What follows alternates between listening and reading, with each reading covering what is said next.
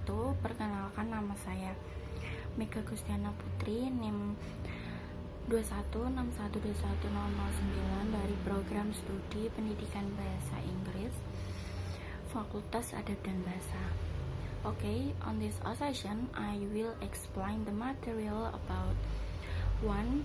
Function of evaluation from Group 1, 2. Advantage and disadvantage of authentic assessment from Group 2, 3. Based on the purpose of the test from Group 3, 4. Step for constructing test item from Group 4, and the last, how to know the validity of measurement tool from Group 6.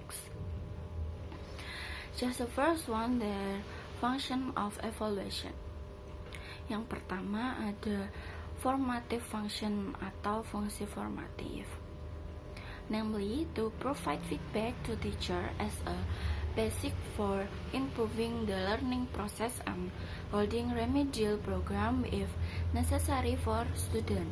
Jadi untuk memberikan umpan balik kepada guru sebagai dasar untuk memperbaiki proses pembelajaran dan mengadakan program remedial jika diperlukan bagi peserta didik.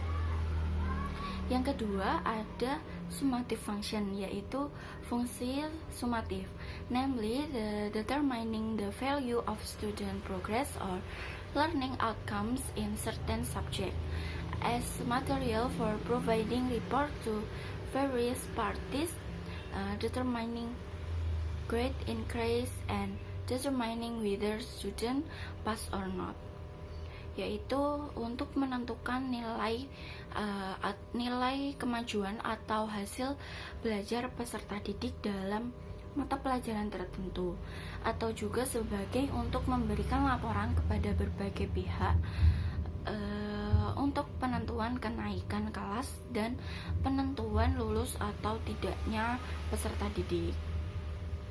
Selanjutnya ada diagnostic function, yaitu fungsi diagnosis, namely to understand the background including the physical and environmental background of student who experience learning difficulties, the result of which can be used as a basis for solving these difficulties, yaitu untuk memahami latar belakang yang meliputi latar belakang psikologis, fisik, dan lingkungan peserta didik yang mengalami kesulitan belajar yang hasilnya dapat digunakan untuk memecahkan masalah dalam kesulitan peserta didik tersebut. Yang terakhir ada placement function, yaitu fungsi penempatan, yaitu namely placing student in the right learning situation. For example, in determining a specialization program according to the level of ability of student, yaitu menempatkan peserta didik dalam situasi pembelajaran.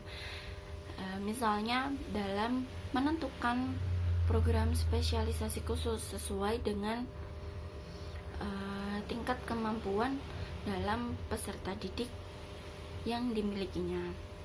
Oke, materi kedua dari kelompok 2 yaitu advantage of authentic assessment and disadvantage. Keuntungan penilaian autentik.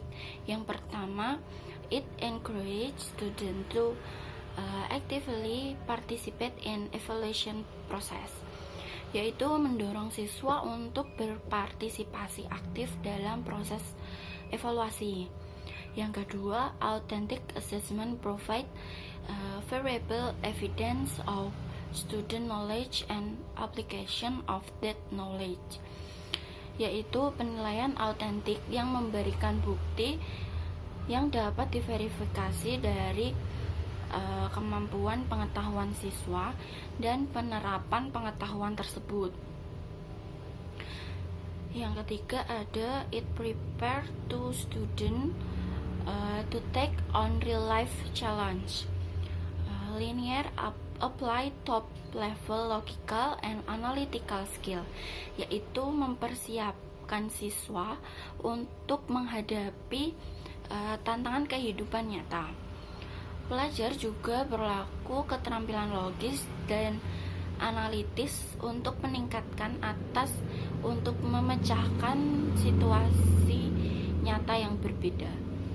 Yang keempat ada authentic assessment, provide teacher with holistic overview of the student performance in classroom, yaitu penilaian autentik yang memberikan guru gambaran menyeluruh tentang kinerja siswa di kelas.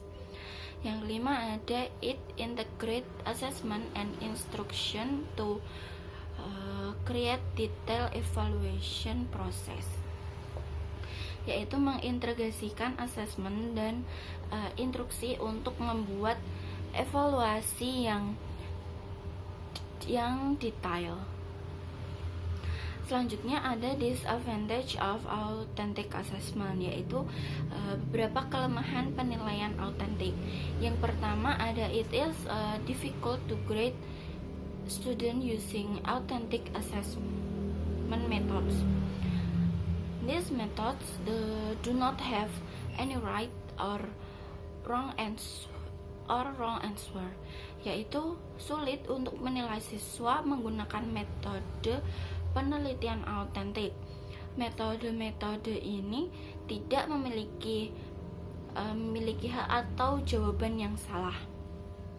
Jadi mereka bergantung pada beberapa siswa yang menafsirkan secara unik untuk mengatasi tantangan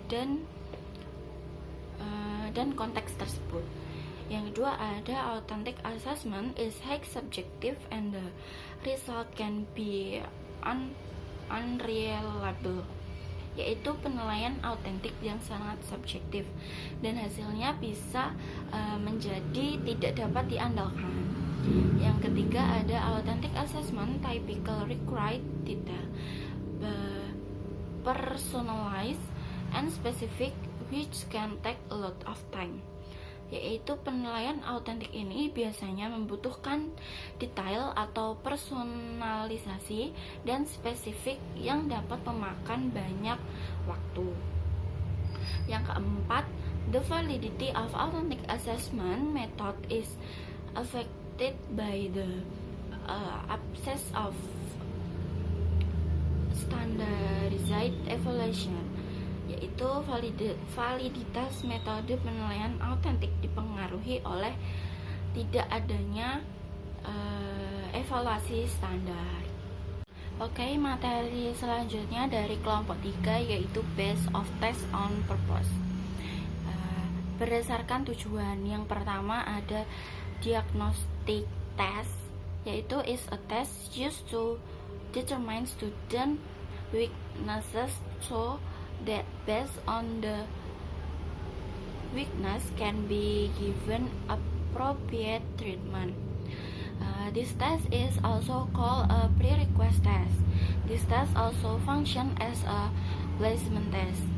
Tes diagnostik merupakan tes yang digunakan untuk mengetahui kelemahan siswa, sehingga berdasarkan kelemahan tersebut biasanya dapat diberikan perlakuan yang tepat. Tes ini juga disebut juga dengan tes permintaan. Tes ini juga berfungsi sebagai tes penempatan atau tes awal. B. Formative test. From the meaning of the word from which is the basis of the formative term, formative evaluation is attempt to determine the extent to which students have been formed after following a particular program. This test is a post-test or final test of the program or daily exam. Tes formatif ini dari kata bentuk yang menjadi dasar istilah formatif. Terus istilah formatif ini dimaksudkan untuk mengetahui sejauh mana terbentuknya siswa setelah mengikuti suatu program tertentu. Tes ini juga merupakan tes akhir atau tes akhir dari program tersebut atau ujian harian. Yang ketiga, berdasarkan summative test, yaitu summative evaluation or summative tests are carried out after the end of the administration of group of program or a larger group of program or final exam. Evaluasi sumatif atau tes sumatif dilakukan setelah berakhirnya penyelenggaraan kelompok program atau kelompok program yang lebih besar atau ujian akhir. Oke, materi selanjutnya dari kelompok 4, step of constructing test item atau langkah-langkah dalam menyusun butir ujian. Yang pertama, menentukan tujuan tes. Yang kedua, menentukan kompetensi yang akan diujikan. Yang ketiga, menentukan bahan yang akan diuji. Yang keempat, menentukan pembagian soal berdasarkan kompetensi, materi, dan bentuk penilaian. Misalnya kalau tes tertulis itu bentuk pilihan ganda, uraian, dan tes praktek. Yang kelima, menyusun kisi-kisi. Yang keenam, menulis item. Yang ketujuh, memvalidasi butir soal atau menelaah secara kualitatif. Yang kedelapan, merangkai soal menjadi perangkat tes. Yang kesembilan, menyusun pedoman penilaian. Yang kesepuluh, soal-soal tes. Yang ke-11, analisis kuantitatif butir soal dari data empiris hasil tes.